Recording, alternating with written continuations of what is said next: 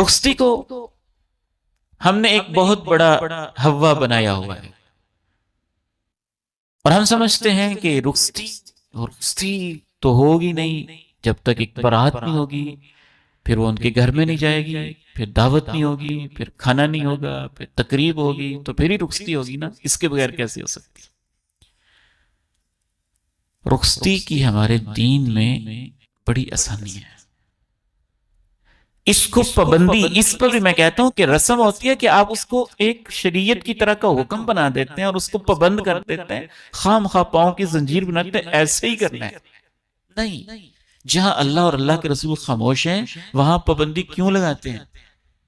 وہاں لوگوں کو آزاد رہنے دیں، جیسے ان کو آسانی رخصتی کر لیں۔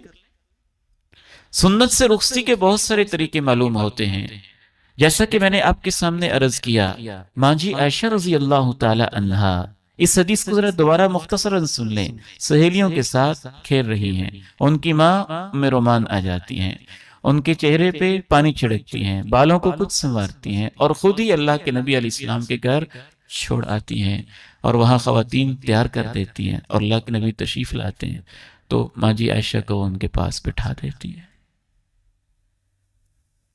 تو اس کا مطلب یہ ہوا بعض دفعہ رشتہ اتنا کلوز ہوتا ہے کہ اس کے لیے بارات کی ضرورت بھی نہیں ہوتی۔ بارات یہاں کون سی بارات آئی تھی؟ یہ میرے بھائی ہیں، یہ میں ہوں، ٹھیک ہے، دو چار لوگ جانا چاہیں حرج نہیں ہے، لیکن اس میں بھی حرج نہیں ہونا چاہیے۔ شریعت نے اتنی آسانی رکھی ہوئی ہے کہ ہم دونوں ایک گھر میں اکٹھے ہی رہتے ہیں، ہم نے طے کر لیا ہے فلاں دن میں رخصت کر دوں گا، تو بھائی اپنے بھتیجے کے گھر اپنی بیٹی کو چھوڑ کے آ جائے کہ بیٹا، والدہ چھوڑ کے آ جائے، بہن چھوڑ کے آ جائے، رخصتی ہو گئی۔ یہ بھی ہو سکتا ہے، اس میں کوئی حرج کی بات نہیں ہے، نہ اس میں بارات کا جنجال ہے، اور نہ وہ لشکر ہے، اور نہ وہ فوج ہے، اور نہ وہ سارا لمبا چوڑا سلسلہ ہے۔ آپ نے خود صحیح بخاری کی روشنی میں سن لیا ہے ماں جی عائشہ کی رخصتی کیسے ہوئی ہے۔ ہمارا مسئلہ یہ ہوگا کہ ہم نے شادی کے مسئلے میں اللہ کے نبی کی ضرورت کو ویسے ہی نکال دیا ہے، اور ہم سوچتے ہیں، یہاں بیٹھ کے سوچتے ہیں، ہندوانہ کلچر میں سوچتے ہیں، یہاں کی ثقافت کے بارے میں سوچتے ہیں، اور سوچتے بھی ایسے کہ نہیں ایسے ہی فرض ہے۔ اگر کوئی ایسے کر لے تو کم از کم اس پہ اعتراض تو نہ کریں کہ تم نے اپنی بیٹی کو اتنا ہی سستا سمجھا، خود ہی گھر چھوڑ کے آ گئے ہو۔ سستا نہیں ہے، پتہ نہیں اس وجہ سے اس کے داماد کے دل میں کیسی محبت ہوگی، یہ تو اللہ حکمتیں جانتا ہے۔ یہ بھی ہو سکتا ہے کہ والدین نہیں ہیں، وہ نہیں چھوڑ کے آ رہے ہیں، تو کسی خاتون کے ذریعے بھی اس کو دلہا کے گھر چھوڑا جا سکتا ہے۔ کائنات کی سب سے عظیم خاتون اور امام کائنات کی بیٹی اور جنت کی عورتوں کی سردار سیدہ فاطمہ رضی اللہ تعالی عنہا کے گھر جناب علی کی بارات نہیں آئی تھی۔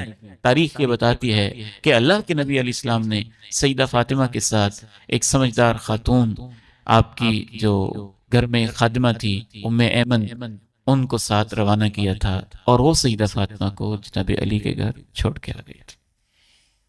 ایسے بھی ہو سکتا ہے کوئی تھرڈ پرسن، رشتہ دار، محرم، عزیز، قابل اعتماد، وہ بھی لا سکتا ہے۔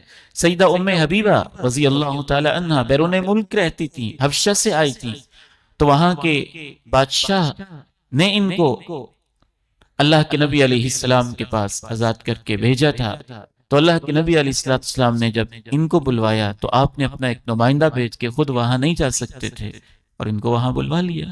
یہ بھی ہو سکتا ہے۔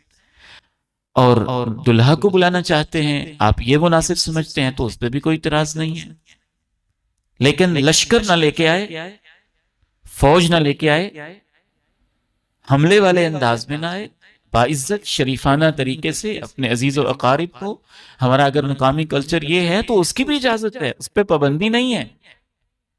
15-20 مخصوص لوگ آئیں اور وہ بڑے باعزت طریقے سے بچی کو اپنے گھر رخصت کر کے لے جائیں، یہ بھی ہو سکتا ہے۔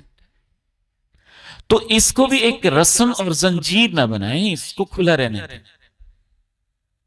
اور اللہ کے نبی علیہ السلام نے جب آپ کے لیے اتنی آسانیاں رکھی ہیں تو آپ ان آسانیوں کو کیوں قبول نہیں کرتے؟